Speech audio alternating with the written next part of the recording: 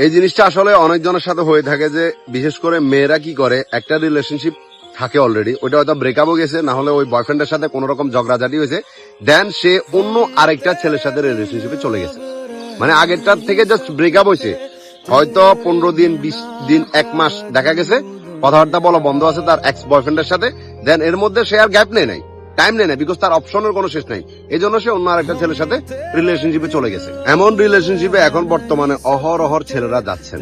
তার বয়ফ্রেন্ড আসিল, তার একটা রিলেশনশিপ ছিল, এটা জানার পরে তার সাথে রিলেশনশিপে গেছেন। এখন ওই ক্ষেত্রে আপনার কি হবে না, আজকের গল্পটা শোনার পর আপনি বুঝে যাবেন।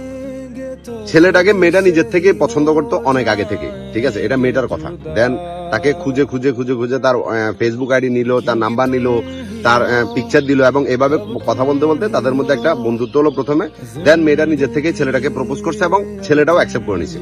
করে নেওয়ার পরে রিলেশনশিপ অনেক সুন্দর মতো চলতেছিল। আর ছেলেটা ছিল একটা মার্কেটিং ডিপার্টমেন্টে কাজ করতো, মানে সে বিভিন্ন জায়গায় তার মার্কেটিং করার জন্য যাইতে হইতো। ওই ক্ষেত্রে একদিন কি করলো, এই যে মেয়েটার তার কিন্তু আগে একটা এক্স বয়ফ্রেন্ড ছিল, এবং এক্স বয়ফ্রেন্ডের যে এলাকাটা ছিল ওইখানে এই ছেলেটা মার্কেটিং করতে গেছে।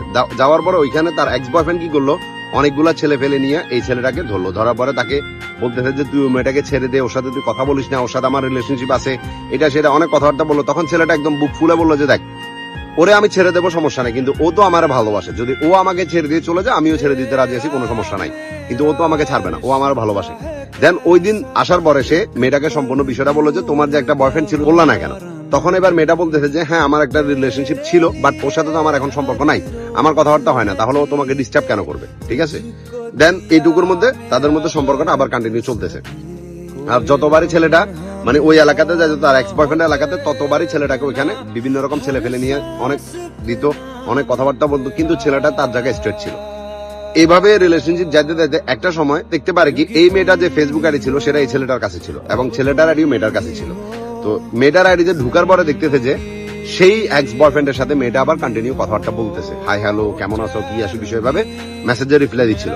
তখন ছেলেটা জিজ্ঞেস করলো যে তুমি ওই ছেলেটার সাথে আবার কথা কেন বলতেছো, তুমি না বলছো ওর সাথে তোমার সম্পর্ক নাই, তাহলে কথা কেন বলবা।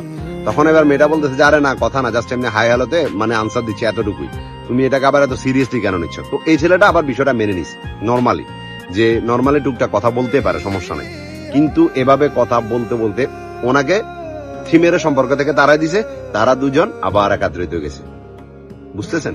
তখন এবার মেয়েটা স্ট্রেট ফরওয়ার্ড এই ছেলেটাকে বলতেছে যে আমি জাস্ট তোমার সাথে টাইম পাস করছিলাম, তবে তোমার প্রতি আমার একটা মায়া কাজ করে, ঠিক আছে, বাট ও আমার ফার্স্ট ভালোবাসা, ওরা আমি ভুলতে পারতেছি না, এবং আমি ওর সাথে থাকতে চাই, তুমি আর আমাকে টেক্সট করে, হ্যাঁ আমরা বন্ধুত্ব সম্পর্কে হিসেবে থাকতে পারি, বাট রিলেশনশিপ আমি ওকে ভালোবাসি, বুঝতেছ। অথচ এই ছেলেটা তার জন্য যে কি কি করছে, মানে সারাক্ষণ মেয়েটা কান্নাকাটি করতো, বিভিন্ন রকম কথাবার্তা দিয়ে তাকে সান্ত্বনা দেওয়া, এভরিথিং, মানে মেয়েটাকে একদম সম্পূর্ণভাবে ভালো রাখছে এই ছেলেটা। কিন্তু যখন ভালো হয়ে গেছে তখন সেই এক্স বয়ফ্রেন্ডে তার আবার আপন হয়ে গেছে। আর যে ছেলেটা তার সাথে এতদিন ছিল, এতটা ভালোবাসছে, এতটা এফোর্ট দিছে তাকে, ওই ছেলেটা এখন জাস্ট ওর কাছে টাইম পাস এবং একটা বন্ধুর মতো, এর থেকে আর বড় কিছু না।